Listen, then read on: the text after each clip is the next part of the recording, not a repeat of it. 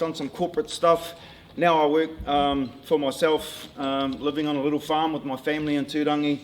I've got 18 traps on my farm that I check every day, and I'm learning every day. And I'm here to share some of that learning. All the way on my journey, I've had the privilege of people teaching me and sharing with me. And everywhere I go around New Zealand, I meet people like you, and I'm inspired, and I learn from people like you. And I'm not here to teach you how to suck eggs. I'll absolutely acknowledge the innovation and the experience and the mātauranga that's in this room. And it's about, as Jesse said, sharing, throwing all that into the kite and having a predator-free kite of knowledge that everybody shares. We have this saying that there's no IP in predator-free. We're all in this together, and the more we share, the more we'll learn and the more we'll grow. So that's what tonight is all about. So if you've got some little gems that you want to share, don't hold them back. Share them with your teams, with other projects, because that's the way we'll grow. That's the way we'll get to a predator-free 2050. Tonight is just a snippet of a whole lot of synthesized information that might help you. Much of it you'll know. Some of it you might not, but it's a mindset, it's a philosophy, it's a predator-free. So I'll crack on. I guess, unfortunately in New Zealand, if we want to protect these taonga like this kereru in my te kuka at home on my farm, we have to kill things. And that's unfortunate for the things we have to kill, but that's conservation in New Zealand.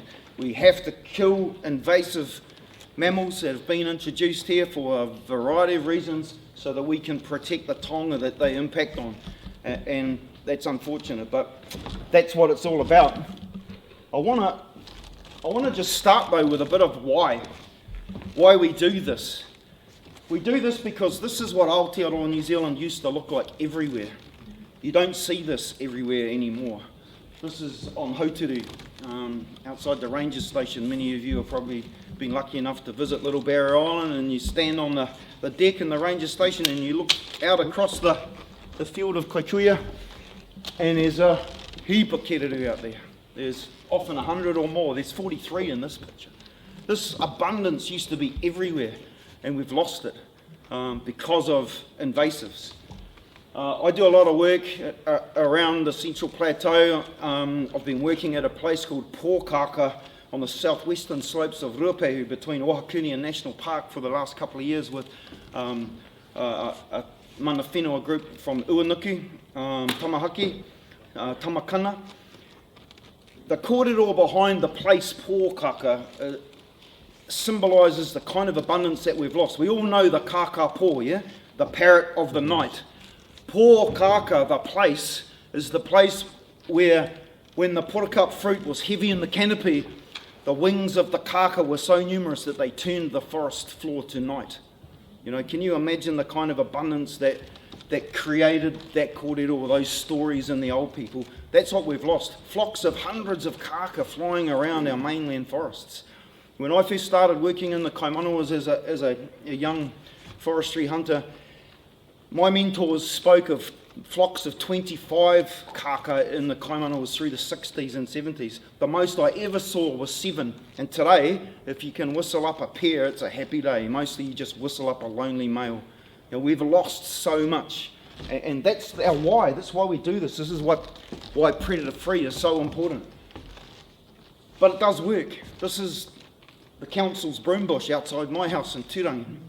That's my power pole on my road. It's not my broom. But I share in those kereru. When I moved onto this property 26 years ago, I never saw a kereru ever. But pest control, landscape scale pest control across the Kaimanawas and across Tongariro National Park on Mount Pihanga behind Turangi has created scenes like this again. There's often 10 kereru in my garden on the kowhai I've planted, and in springtime eating the council's broom flower. It works. Predator control does work. I gave a workshop at Hahei a couple of weekends ago, and the people from Whenua Kite on the Coromandel were telling me stories of 200 kereru flocks on their dairy pastures. Man, that's success, eh? That's what we're after. That's what we're trying to get back. Predator management does work. When I was a field ranger in the headwaters of the Whanganui River through the 90s, if you told me I could put a slide up here tonight of 23 field blue duck on the upper Whanganui in a single frame, I would have said, nah, no way. There it is, 23 field on the upper Whanganui River, autumn flock of young field, fledged after a really good season, after really good predator control. When I was a ranger, there were 30 pairs of field in Tongariro Forest. Today there's over 100, and on a good year they'll fledge 250 ducklings. Yeah? There's only 2.5 field left in the world. That's what predator management can do. It does work, it is happening. And the way it's happening is with all this cool kit that we've evolved in New Zealand, that we've developed. We lead the world in predator management and invasive management. Our people are all over the world on islands and helping with invasive problems with kit, that innovative kit that's been developed right here. There's a whole lot of kit in the tool bag, but all of it has advantages, limitations and consequences. There's no one size fits all. It's really, really important to understand that there is no silver bullet yet, and there probably never will be. So it's about using the right tool in the right place and using it correctly. And a lot of what I'll talk about tonight is correct use of tools, better use of tools. The other thing that any good carpenter will tell you, and it's so true of predator management, is if you overuse a tool, it will get blunt. These guys are a pest for a reason. They're incredibly adaptable, and they'll get around whatever you do. You might have a lot of tails hanging on the fence, but there'll be the ones that you don't get, that survive, that breed, that become the challenges of the future. So don't rely on a single tool. Make sure you understand that there's a toolkit out there and we've got to use it up, mix it up. So tonight I'll talk a bit about strategy and how we can keep predator management going and keep it sustainable. The first thing is that doing nothing is not an option. You wouldn't be sitting here tonight if doing nothing was an option. You're here because you know that isn't. Otherwise our kereru and our kaka and our field will continue spiralling down the plug hole. Eh? What we want is to spiral up again. Doing nothing's not an option, but it's not about the numbers. It's not the tails on the fence. It's actually who's left in the bush doing the damage. Why didn't you catch them? How many babies are they having and what damage are they doing? Don't get hooked up on the tails on the fence thing. It's about outcomes. What are we trying to protect and what do we have to do to protect those tonga? To protect our tonga, we have to know our predator. We have to get in their head. We have to understand their behaviour, what drives them, and we have to use that against them. And we'll talk a lot about that tonight. Animal welfare, man, it's so important. In a big city like this, there's a whole lot of people whose only connection with wildlife is patting their moggy on their lap while they watch Coronation Street. Truly, eh? They think food comes off a plastic tray at Pack and Save and heat comes from a switch in the wall. They're so disconnected from nature. You guys are here because you're connected to nature, but we have to make sure that our mahi is respectful, it's humane. Just because these things are pests, it does not give us a right to be cruel. And if we are seen to be not adhering to animal welfare protocols, we'll lose our social license to operate. We'll be out the door in a heartbeat. There'll be legislation or policy from people who don't like what we're doing. And I know that many of you will come up against this. People that throw your traps in the river or smash your traps off the trees or, put stuff in the paper, and you get this waru going on between communities who have different values around wildlife. Animal welfare is really important. Don't think it isn't, because it really is for our future. The predator-free mindset, that's the most important thing. We'll talk a lot about that. All of those things are about the sustainability of what we do. So my talk tonight is mostly about these three yellow things. Outcome focus, knowing your predator, and that mindset. It's not about checking traps. You guys don't just check traps, you're predator hunters, and you have to have a hunter's mindset. Outcome focus. What's that all about? We know that do nothing is not an option. And here's a really cool analogy for pest management. That's do nothing. An unstretched rubber band. And if we want to suppress pest populations, we stretch the rubber band. And the further we stretch it, the more outcomes we'll get. But you try and hold your arms up there for 2 hours, 10 years, 20 years, 50 years, get bloody tired. That's the money, the resources, the human capital that goes into predator management. You've got to hold it out there, because what happens if you stop and walk away? Back to where you were before you started in a heartbeat. 3 years, all of your gains are lost. Reinvasion from adjoining untreated areas, breeding up of those smart ones that you haven't caught. The first thing a pest does when you start, a population does when you start pushing it down, is it starts pushing back harder. All the females get in better breeding condition, they have more babies more often. So you've got reinvasion and productivity going up. When you've got multiple pests, you've got multiple rubber bands. So actually, for now, until we get some new tools and we can do elimination and we can do eradication, we are just in suppression mode. So get that in your heads. We're not eradicating pests right now. We're stretching the rubber band to get outcomes. And we've got to hold the rubber band to maintain those outcomes. ZIP, Zero Invasive Pests, the innovation company under the Predator Free 2050 Limited banner, are doing some amazing work in the southwestern environments. They've got glaciers up the top, they've got braided rivers down the sides, and they've got the coast at the bottom. They've got a circle of geographical barriers that slow reinvasion, and they've been able to eliminate pests inside 14,000 hectares. But they've got this constant reinvasion, so their challenge is to detect and remove reinvaders. That's local elimination. Mangatotili, I was the project manager at Mangatotili for 5 years. 3,500 hectares of forest jungle behind a big predator-proof fence. There's 1 mil of steel wire between a sea of pests and no pests. That's local elimination, because as soon as you get a tree down, they're in there like a rat up a drain pot, literally. So that's only local elimination. Eradication is what happens on Auckland Island or Hauturu, where you get rid of everything and there's a moat of water around, and getting back is hard, notwithstanding fishing boats or people taking rats back on. But you need to understand the language. What we're doing on mainland New Zealand at the moment is called suppression, and it's stretching a rubber band and holding it there in the hope that one day we can break it. Hope that didn't ping anybody's eye. This graphic sort of highlights the outcomes of stretching a rubber band. You'll see that up on the vertical axis, predator abundance increasing, and across the horizontal axis, the vulnerability of our tonga increasing. If we just let predators do what they want to do, all of our environments in Aotearoa New Zealand will be just full of blackbirds and chaffinches. Everywhere. They're everywhere. Gardens, pine forest, native forest, scrublands, farms, alpine, coast. These guys were introduced to remind my whanaunga of what it used to be like back in Scotland and England. But they evolved over millions of years in the presence of stoats and rats, and they have strategies to deal with that predation. And so if we want all of our habitats to just be full of blackbirds and chaffinches, then we do nothing.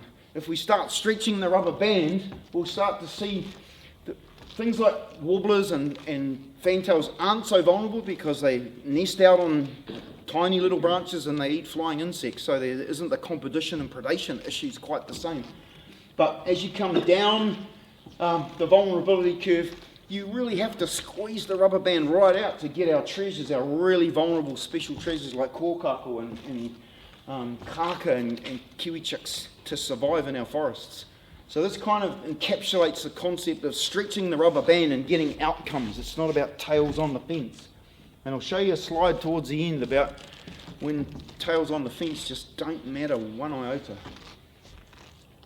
For species like robins, it's a relatively easy outcome to get for community groups because you only need 10 hectares or maybe 20 hectares of forest. And if you can get your rat tracking down under 5% by the 1st of October, you can create an opportunity for totowai. 5% tracking index is like you put 100 tracking tunnels out and you only get rat tracks on 5 of the cards of the 100 cards. 95 with no rat tracks, less than 5 with rat tracks. So that's a hard ask. You've got to do a lot of rat control. But on a small area, you can get your robins back if you can achieve that outcome, because it's rats that smash robins. Keriru's a bit harder. The problem for keriru is that possums eat their kai and eat that one egg when it's laid, and rats get up there and eat that one egg or that little chick in the nest, so competition and predation again.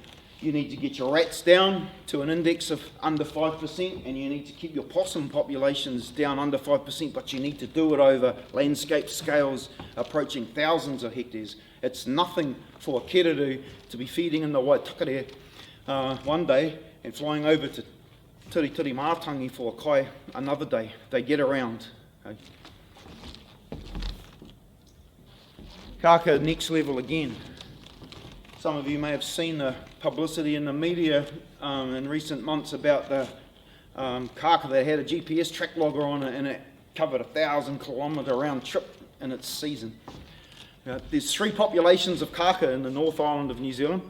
One of them is here. It commutes between Waitakere, Coromandel, Aotea, Little Barrier, maybe down to Maungatautari. There's another one in the central North Island, Tongariro Forest, Tongariro National Park, the Kaimanawas, and across to Urewera. And there's one in the southern part of the North Island that commutes between Kapiti Island, Karuori Sanctuary and central Wellington, Pukaha, Mount Bruce, and the Wairarapa and the Tararuas. These guys get around. They're big flyers. There's a reason that you see them way up in the sky, starting there going and flying until you can't see them. They're going somewhere. They're going tens of kilometres for a feed. Their issue is that possums steal their food, but the worst thing is that stoats eat all their women and children.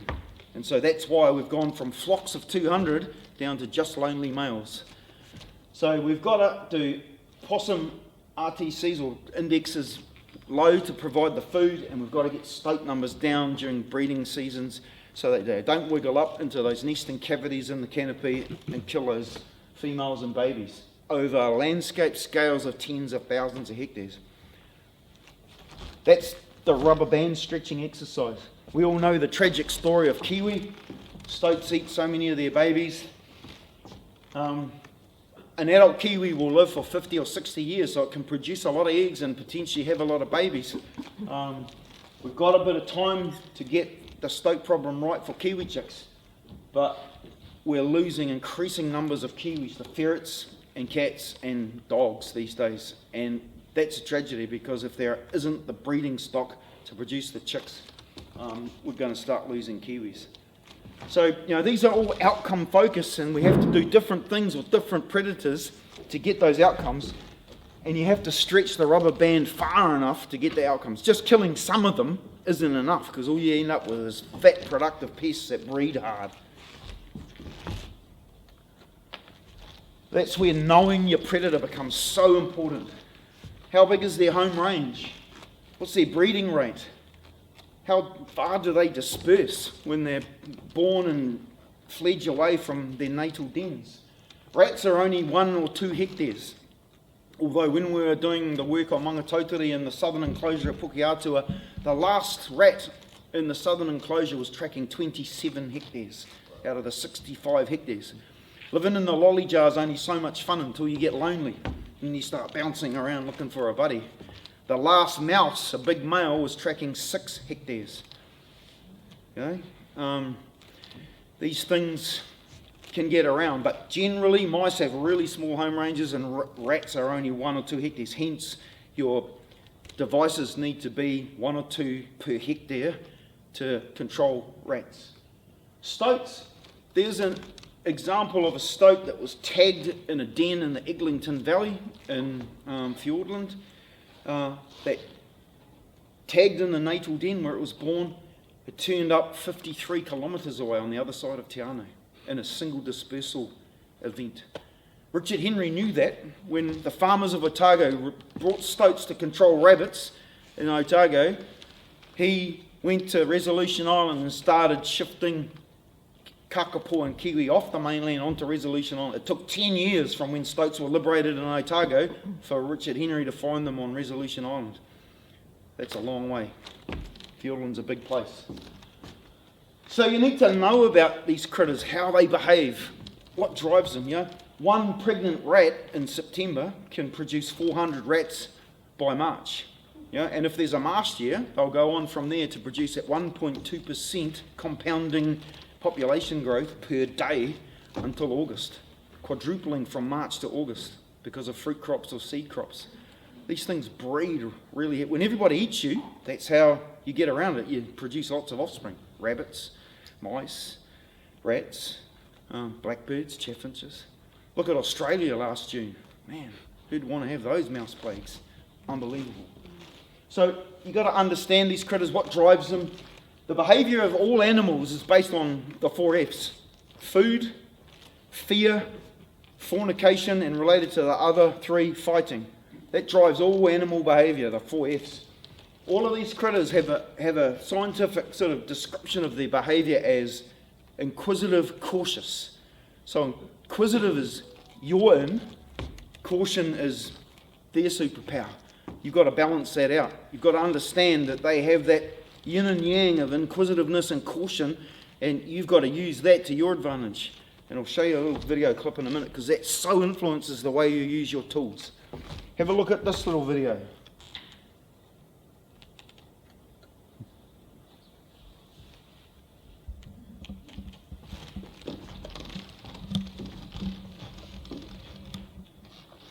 That's a sentinel kill trap, set in a potter-cut hardwood forest. There ain't no caution there, they're being suckered. The inquisitive is through the roof, their caution is through the floor. That's a 10-second game camera clip. The next 10 seconds is pretty graphic, so I won't show you, but they're suckered. That doe is totally suckered. Food rewards. A third in the trap, a third on the ramp, and a third out here before they get there, so that when they get to the ramp, they're already looking for you. Suck it. Inquisitive through the roof, caution through the floor. Boom. This is another motivation. Possum nightclubs. This is driven by the desire to mate. All of marsupials are incredibly promiscuous. Possums are really promiscuous animals.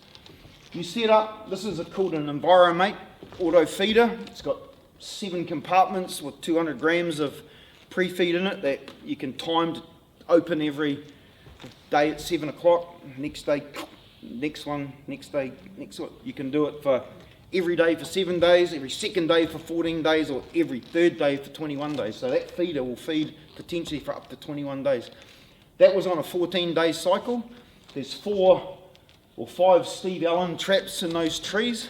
In the 14 days that feeder was feeding, those guys came and partied and left, and they took away smell on their breath. They partied, they took away hormones and urine, and they left pad runs leading from that site out into the forest, and they came back every day. They went away and communicated the feeding and mating opportunities that were at the site, and there more and more people came to the party over a period of days. And then day 14, you go there and you settle your traps, boom, you clean them out. Next day, boom, another lot. Next day, boom, another lot. Next day, nothing. Job done, all gone. Sex and food. That's what drives them. Inquisitive through the roof, caution through the floor. Hey, smarter, not harder. It's the same for wallabies. And the marsupials are so promiscuous. Do you know koala bears, what the main conservation threat to koala bears is? It isn't bushfires, it's actually chlamydia. Sexually transmitted diseases. No shit. The marsupials love to get it on, and you can use that, man. You can use that. Wallabies. A whole lot of wallabies hanging at a bait dump. But the thing with wallabies, and this is really important, this is another bait dump this is on Mount Tarawera in the Bay of Plenty. That buck there, he's the only one brave enough to come anywhere near those possums. They'll dominate the bait and keep the wallabies off. And it's not until we tracked all of those possums off that we could get a photo like this. Because the wallabies were just too shy. And they would just go, oh yeah, no, it's okay bro, it's all fine. So the relationship between pests and the dominant-subordinate relationships between pests is really important, and it's exactly the same for rats and mice. In my shed at home, because I have a big walnut tree and I've got heaps of walnuts, and I hate it when I'm lying in bed and I hear rats playing marbles with walnuts in my roof. It does my head in. When I've got mice in my garage, I'm going yeehaw because I know I've got no rats. As soon as the rats turn up, the mice disappear, and I've got marbles going on in my ceiling. And there's a really good data set from Tongariro Forest Kiwi Sanctuary that shows that when you do a 1080 operation, the rats get smashed and the mice come up. And then over coming months, the rats come up and the mice go down. And while the rats are up, the mice are down, and then soon smash the rats down, the mice pop up. So if you've got mice in your house, you haven't got rats. If you've got rats in your house, you haven't got mice. It's the same relationship as between the wallabies and the possums. There's that dominance, subordinance, although for rats and mice, the relationship is predation and competition and the fear, like similar to this. Mice are very subordinate to rats. You've got to understand those behaviours if you want to make a real difference to your trap lines. So the predator-free mindset becomes really, really important. You've got to be the gamekeeper. You're not a trap checker. You're a gamekeeper. You're a predator hunter. You know, there's all sorts of standard operating procedures and practical guides. This is a really good one. This has got so much cool information in it, but it only gets you onto the bottom rung of the ladder. What gets you to the top of the ladder is your inquisition, your motivation to learn, your innovation, your learning by doing, you're having a connection to the whenua, your desire for outcomes, wanting to stretch the rubber band as hard as you can. It's a mindset. If you follow a standard operating procedure, you'll be going, oh yeah, do that. You're blinded to innovation and getting better and improvement, continuous improvement. If every time you go to your traps, you're not looking for one little more 1% improvement, then you're not doing your project area or your tonga that you're trying to protect or your team of people any good at all. You've got to have a different mindset. Attention to detail, drill into this a bit more. Use of mātauranga.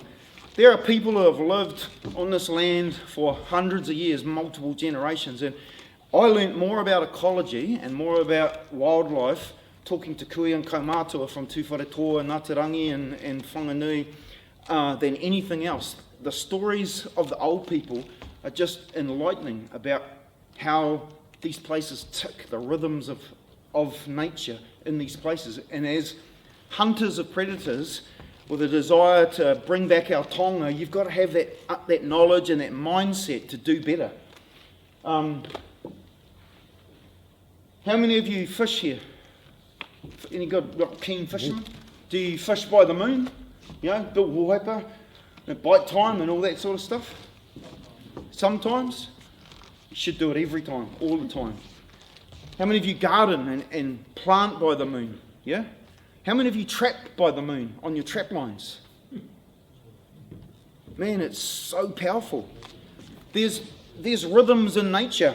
There's seasons from winter, spring, summer and autumn, but there's lunar cycles and there's monthly lunar patterns in all things. You see it when you're fishing. For Māori, they've got a thing called a maramataka. It's a lunar calendar, and they've mapped out through really intuitive observation over hundreds of years of really observation when things happen and why things happen. So, Google maramataka, lunar calendar, drill into it. Some scholars have done some amazing work on it and understand how it impacts things like fish and eels and the behaviour of pests. I do a lot of spotlighting. Some nights you'll flick the light around and there's nothing out. It's just dead as a dodo. Other nights you'll flick the light around and there's heaps of critters out, but they won't hold in the light. They'll bounce away. Other nights you flick the light around, they're everywhere and there's just dumb as wood. That's on the rhythms of nature. There's a phase of the moon called the Tangaroa moon phase. It's about a week after the full moon. So as the full moon rises, energy in nature grows and grows and grows. It peaks in the full moon, and then it comes off the full moon. The energy levels stay high, but everyone gets a bit inquisitive high, caution low. So you should be setting all your traps and ninjaing them up to the max in the few days after the full moon, so that when the Tangaroa moon phase comes and they're all still got high energy but they're starting to chill, you've got fresh bait, really interesting trap sites. It'll transform your catch rates. If you check your traps once a month or once every 2 or 3 weeks, most of you will find that the pests are really manky. They're rotten and full of maggots and stuff. That's because you caught them in the first 2 or 3 nights of when you set your trap. The golden hour is the first 2 or 3 nights. when everything's fresh. After that, it wanes off a bit. So if you can make sure that that golden period is during the right moon phase, you'll improve your outcomes unbelievably so. So these things are very real. You fish by the moon for a reason. Bite time absolutely works. If you don't plan your fishing trips to go out for bite time, then you won't catch as many fish. And things like pre-feeding. If you're a fisherman and you burley, you'll know that burleying catches you more fish. But how many of you pre-feed your traps to the max? Hard out, burley your traps to the max. It's just so much common sense, and it's all contained here. And when you're dealing with critters like this, it's so important, because these guys are hard. These guys are a real challenge. Something's going on in New Zealand at the moment with rabbits and ferrets and cats, which is really hard to fathom. There's heaps of rabbits. The ferrets are getting bigger. That big dog up the top is over 600 millimetres long. He weighed 2.3 kilos, Kiwi killer. That Jill there, nearly 2 kilos, pregnant Jill with 4 babies inside her, Kiwi killer. Those are big ferrets, and these cats, top left there, that's why you never find critters underneath your A24s. And these cats are just everywhere in our environment. So you need that mindset. You notice there's lots of game camera footages. How many of you guys run game cameras or trail cameras? Awesome. If you want to be serious about your trapping, get a trail camera. Put it on your lines, shift it around as you do your trap checks. You only need one, and just learn about what happens at your trap when you're not there. It'll blow your mind. You will change the way you trap if you watch what happens when you're not there. And you might pick up some cool images like this. That trap will kill mice and rats, the odd hedgehog, and maybe, if you're lucky, a stoat. None of that carnage will protect that guy from cats and ferrets. So, in understanding what that trap is doing and knowing that that tonga is there, that's helpful for you and your mahi. Attention to detail. How you use these tools will dictate your outcomes. If you just plonk it in the bush and check it, you won't get the outcomes you're after. Now, I really love this photo. This is some Fiord and Wapiti Foundation guys in a big glacial valley of the Fiord and Wapiti area putting out predator lines. Those traps weigh 7.5 kilos each. Somebody's paid for that material. Somebody's built those traps. A helicopter firm has dropped them in big bundles in those glacial valleys, and that, from Te Anau, that's a long way. That's a lot of helicopter time. And then these guys have busted all sorts of their anatomy trying to put those traps out in this really tough country. If they don't set every single one of those traps like their life depends on it, then everybody's time and energy and contribution is just wasted. So, if you want to do justice to your tonga, to your mahi, to your supporters, to your sponsors, to the contributors who have put money and energy into predator-free projects, you've got to do the mahi right. You've got to have that attention to detail. You've got to have that predator mindset. Because there's just no point in having kit in the forest that doesn't work. And I see so much kit in New Zealand just sitting in the forest, rotting, ineffective.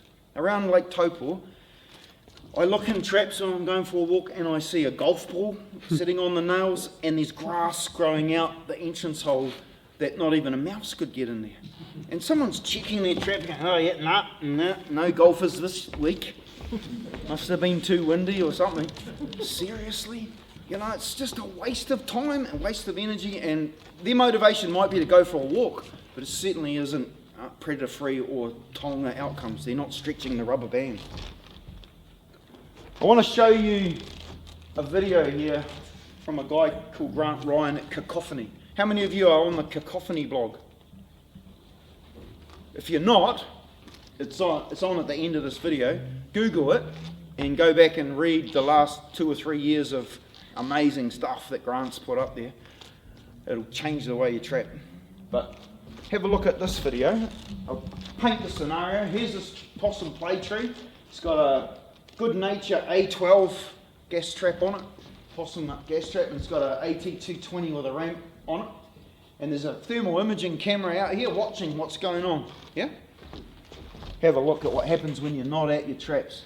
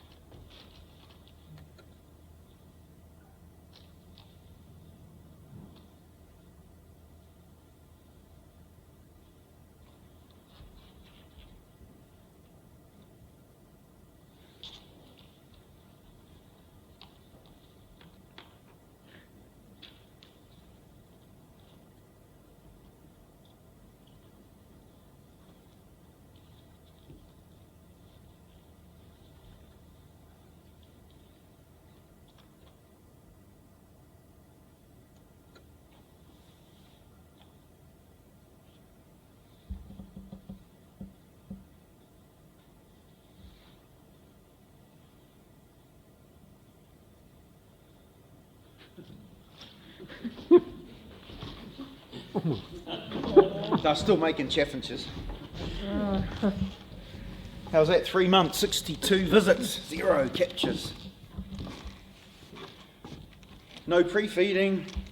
Remember, 1/3, 1/3, 1/3. 1/3 in the trap, 1/3 around the tree and on the board, and 1/3 out here before he even gets here. So when he arrives, he's already looking for you.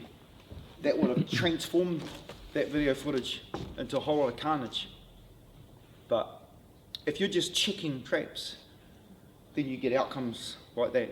If you're got a predator-free mindset and you're thinking like a gamekeeper, you're a predator hunter, and you've got this, I want to do better, I want to push my traps to the point where I'm maximising my returns, then you've changed the way you look. Here's another video, and this is probably a bit of sensory overload, and there's a cautionary tale in this. They threw all the kit at it.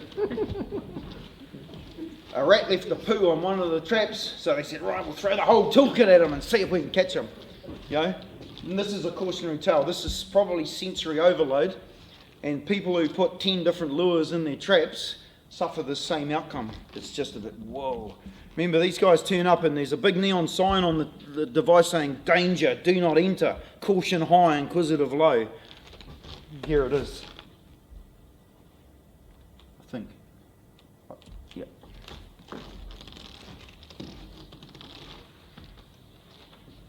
All freshly baited, all the sort of kit that many of you will be using, all thrown at the same place.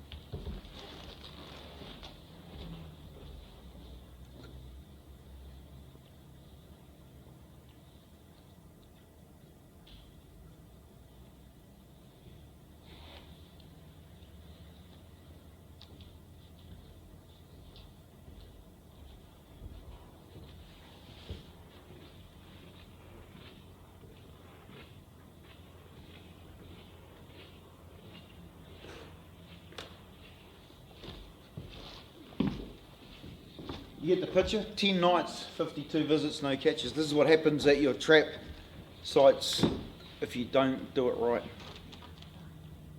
It's a walk in the park for exercise. It's not a predator-free exercise. cacophony.org.nz. Check it out, it's awesome.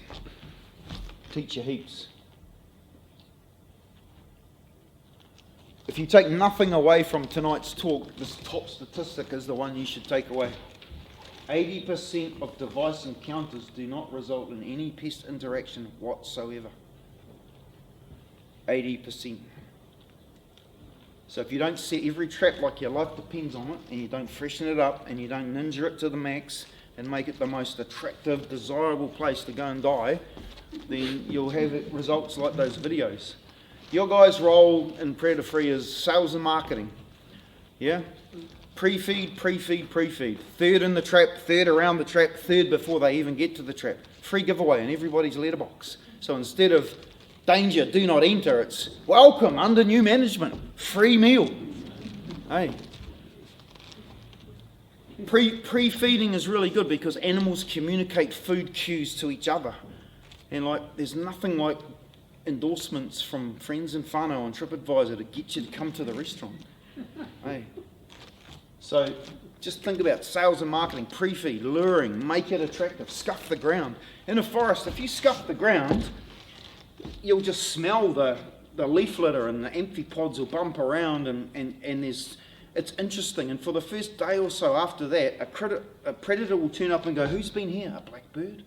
A rabbit? A rat? Perhaps something to eat? Yum, what's going on? Blaze some flour around. I use a flour blaze, it's an old possum hunter's trick. Flour, icing sugar and some attractive lure like aniseed or cinnamon or peach or whatever. It sticks to their whiskers, it sticks to their fur, it is on their breath, they communicate it to each other. Nothing like endorsements from friends and family to go to the restaurant, Pre-feeding, hazing and fencing. Most of my trapping is in deer country and there's big game trails everywhere. Everything uses the same trails.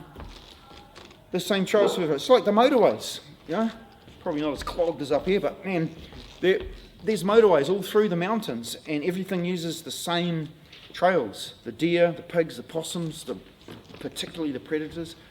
So if you set your trap near a game trail and you haze it with a bit of camouflage and you put a log on it to guide the pests into the entranceway, you'll make for a better trap.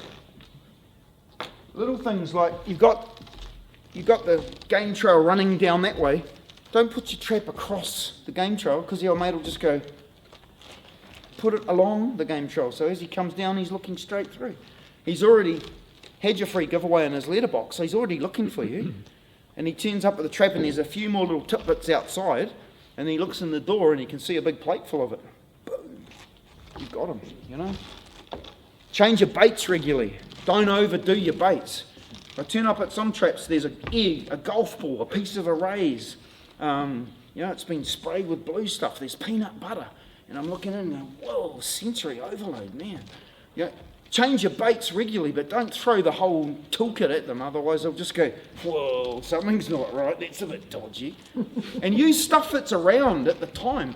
Like right now, for those of you hunting your predators in places like rivers or wetlands or estuaries and stuff, it's duck shooting season. There's crippling loss everywhere. There's dead ducks sitting in raupo and sedges all over the landscape that have got away from a misplaced shot and died. And so every stoat and ferret and cat in New Zealand is dining on ducks at the moment. So if you've got an uncle or a brother or a son who hunts ducks and they've been breasting their ducks and they're just going to throw them in an offal pit, grab those duck carcasses. They're gold because that's what they're feeding on right now. Don't put eggs in May. There's no eggs in the landscape in May. The eggs are in the landscape from September through to Christmas. Pheasants, ducks, quail. That's when you use eggs. And if you want to get the best out of your eggs, don't put whole eggs in, blow them. Leave the omelette outside as a free giveaway and just put the egg in your trap. So they already had a free giveaway before they get there. And don't put them on the nails vertical because eggs don't live in nature vertical. They live in the nest horizontal. Dirty duck eggs, smelly, shitty duck eggs and hen's eggs out of chook houses still covered in poo are best things to use. But September to Christmas is the best time for eggs. Use meat baits through winter when it's nice and cold and they don't go off. And at home, for me, at Lake Taupō, the willow aphids has just got out of control and the wasp numbers have gone through the roof. So if I put any protein bait out between sort of late January and May, it all gets harvested in a heartbeat. There's just nothing left. So I use mutton fat. It lasts, doesn't get blown by flies, it doesn't get harvested by wasps, it just sits there, beautiful, lovely high energy food for months on end through the whole of the hot season. So then you're changing your baits seasonally. So right now, you're looking at duck carcasses. Then you might move to fresh rabbit or possum when it's really cold. Springtime, get into your eggs. When it gets hot and the wasps and the flies are a problem, go to mutton fat. But don't stick the whole lot in the same trap all at once. And pre-feed, 1/3, 1/3, 1/3. Little things. The other one you want to really think about is that 20% of traps catch 80% of your predators. That's because predators aren't uniformly spread in the landscape. Anyone who hunts will know that if you hunt the cold, wet faces in the middle of winter, you won't even find a deer mark. Where are you? You're around on the warm, sunny faces. It's just that hunting mentality again. Most of these critters don't like wet, cold stuff. You've got to use good quality traps. Don't base them on grids. And if you do, because you do need coverage if you want to get good rat control, don't just religiously follow the GPS, stick it here, and then just leave it there. Critique it, monitor it. If you've got 100 traps out on your block and trap 52 never catches, and it's been never catching for 10 years, why is trap 52 still there? I bet you'll find that trap 17 catches every time. Think about why does trap 17 catch every time and why does trap 52 never catch? Because 52 is in a crap place. It might only be that you move it over there. Micro placement, site selection, on the game trail, just up out of the wet on a terrace, in a bit of a sunny patch, under that feed tree.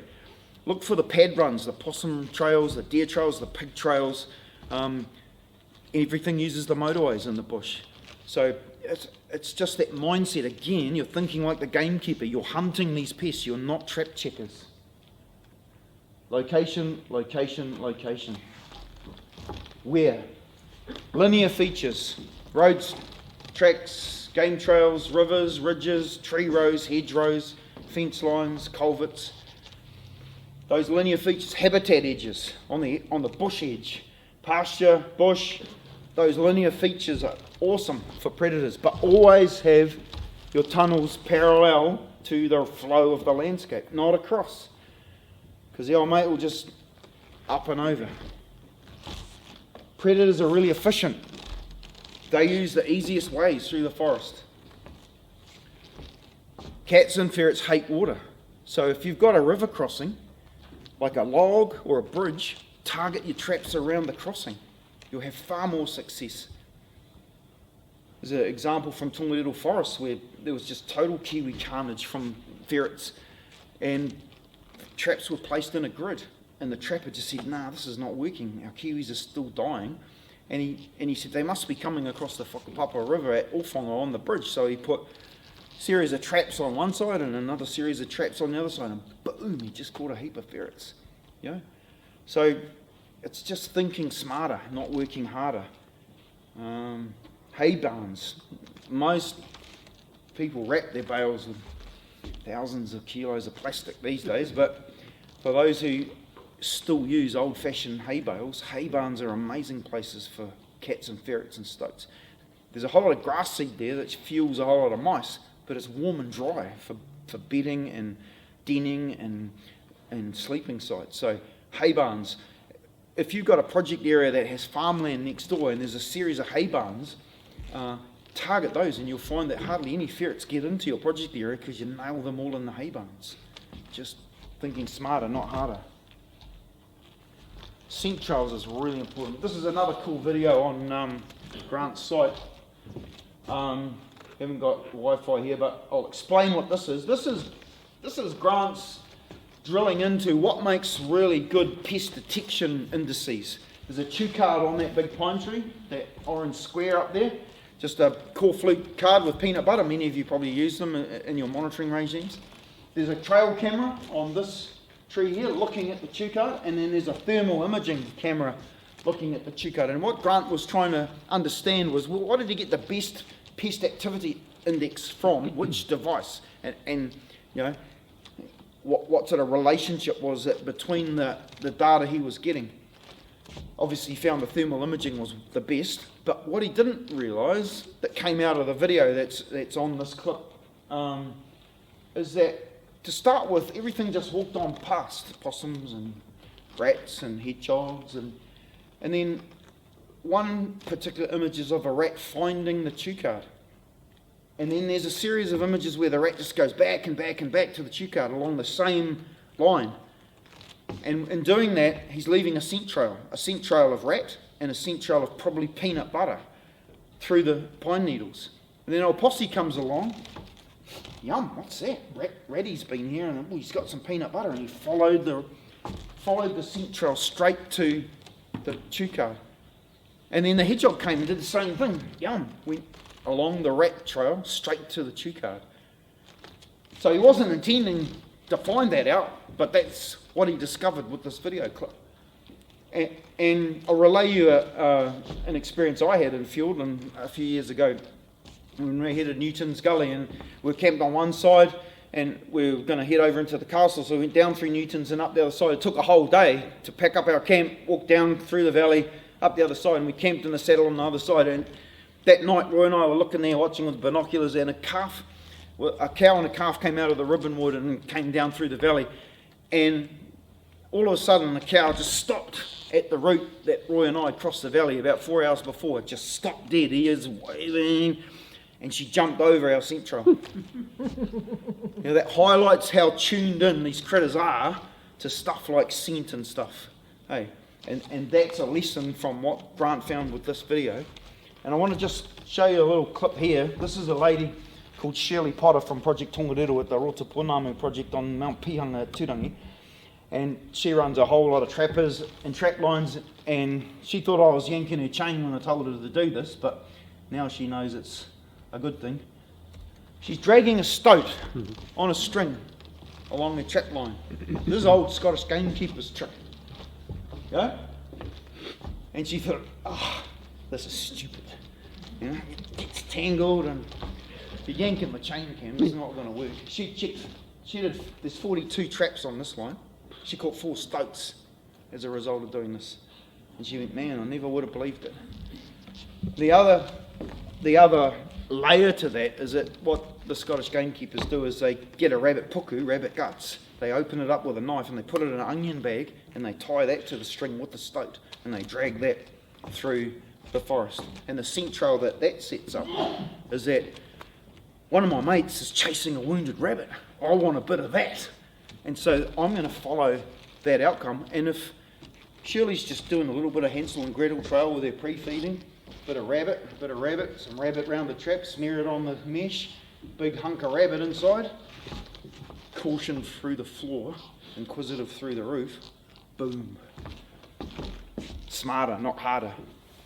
Scent trails, they absolutely work. So, here's a double set box on a game trail, scuffed up, branch along, bit of flour to attract rats and possums to bring the stoats there.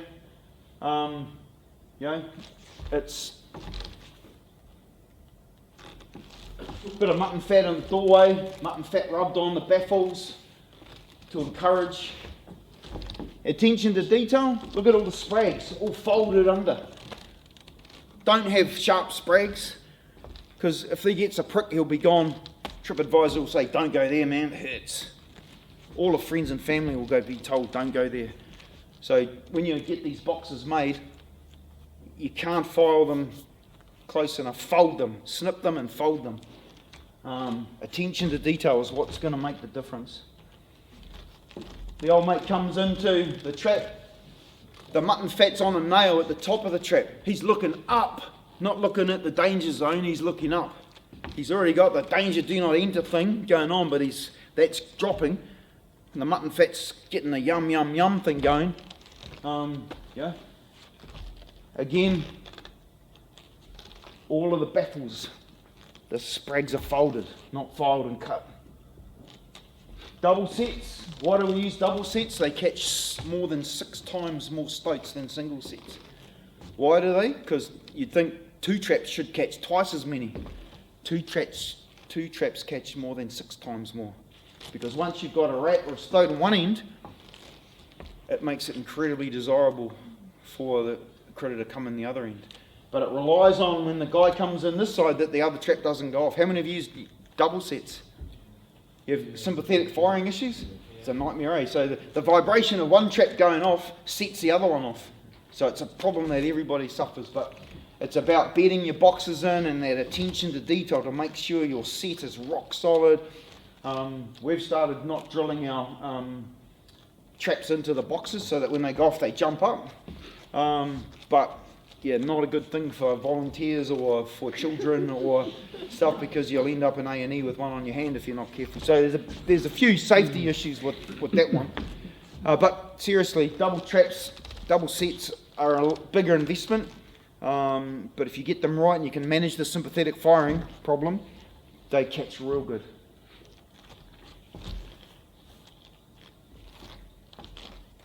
This is just another design, double set, Victors and boxes. Big Norway rat on the peanut butter and a weasel on the mutton fat. Baboon.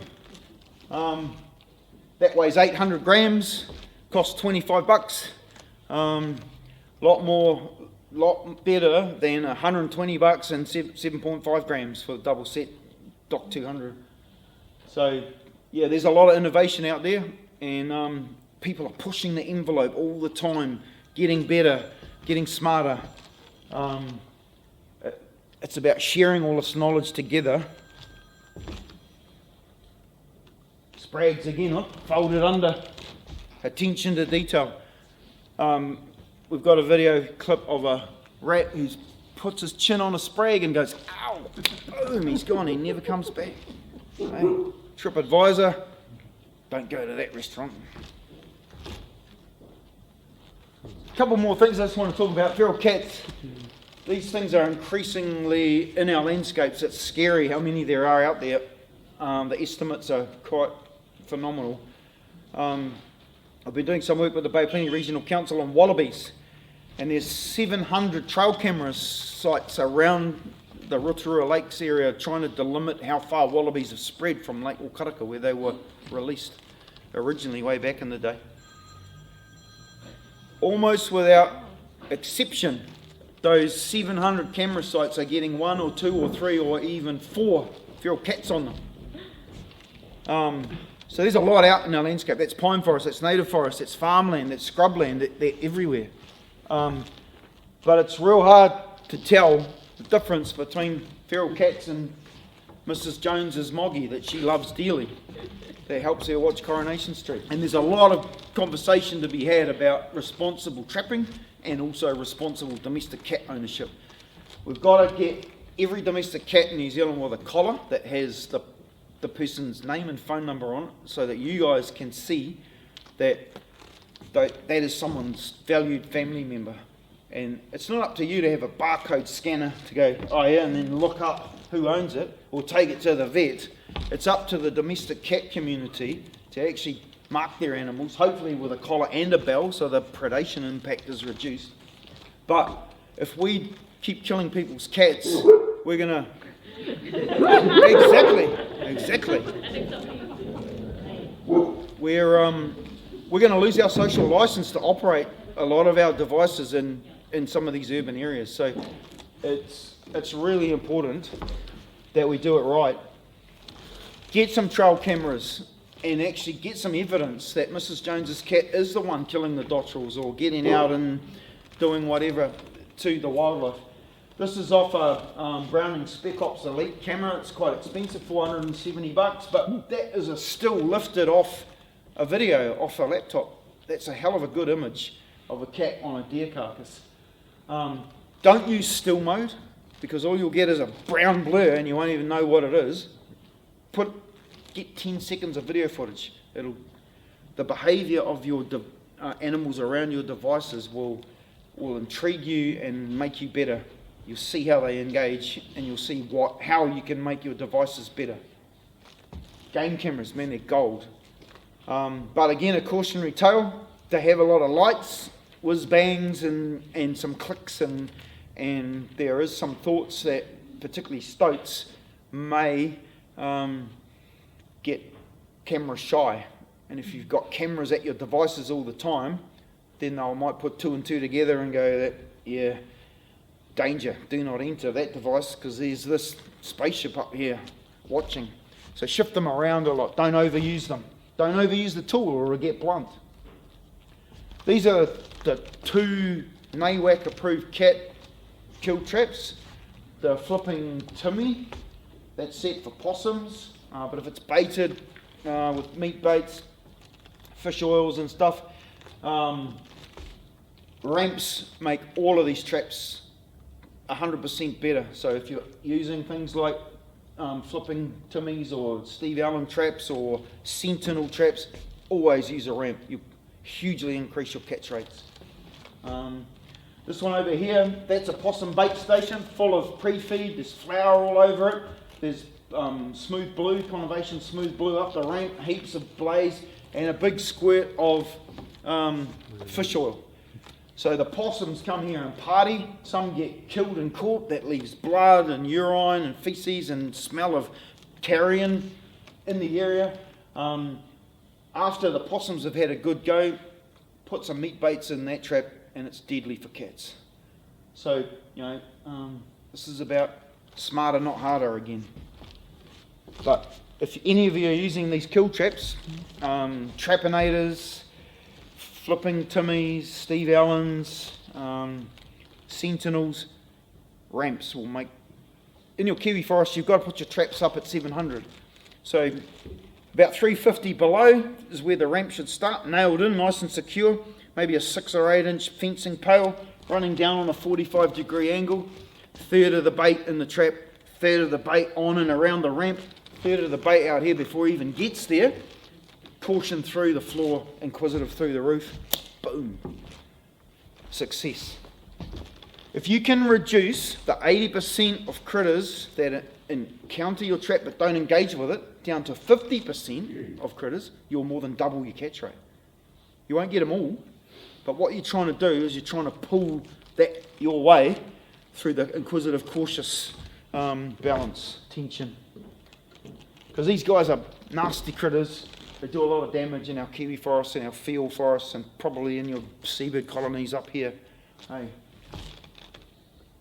Pigs is another one. Everybody's got problems with pigs. This is probably a common sign for those of you who do possum control in pig country. Sometimes I'll turn your Doc 200s over, or it's a hard one. It's not easy. They're highly productive, so when there's a lot of fruit crops or when the soil's wet out on pasture, there's a lot of earthworms, the sows will have a lot of suckers and numbers can grow pretty quickly. They're very damaging to our biodiversity in terms of the way they turn over the soil and they interfere with our management infrastructure, tipping our traps over. But the management tools for pigs are really limited. The one toxin available, sodium nitrate, requires a bit of a rigmarole to use. It's just the preservative we use in bacon and sausages and salami, but it's highly toxic to pigs and highly toxic to rats in concentrated quantities. So there is quite limited management tools for pigs. The thing is that pigs, there's a very active hunting community for whom pigs are a really important resource, and that's the win-win. At home, we engage with the pig hunting clubs, the leaders in the pig hunting communities, work with their guys to get their dogs through avian aversion training for kiwi and seal and other things, and when community groups have a pig problem or pigs turn up, they give them a ring, they come out, they clip a couple of hogs off the back of the mob and push the mob on. And then the next group, oh, they're here. Clip a couple off the back of the mob, move them on so nobody suffers all the damage that the pigs are constantly on the move. It's probably one of the best solutions. So, thing you've got to be careful of though, if you use a lot of brodifacoum, none of that pork should go in the freezer because Brody's highly persistent, highly toxic, and it accumulates in the pig population. So, all of our tools have advantages, limitations and consequences, and you need to understand that. So you need to use your tools carefully, you need to use your tools in regular exchange. You've got to keep the tools ticking over, but you need to understand the background. One more thing I want to talk about is mast years. 3 to 5 years in New Zealand, our forests just go boom and they produce amazing amounts of seeds. And that's a really important part of the ecology of our Tonga species. You know, the kakapo breed when the rimu masts. The kakariki breed when the silver beech forest masts. Yada, yada, yada. And so when that happens, now, unfortunately, the rats boom. And so it's a bit of a double-edged sword.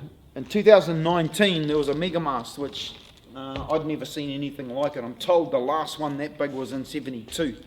So 72 to 2019, once in a generation megamast where the fruit was just phenomenal and the amount of fruit on the ground was incredible. And the kaka and the kiridu did really well for a while until, bang, the rats took off. And this is some Seeker Foundation traps in the Kaimanawas.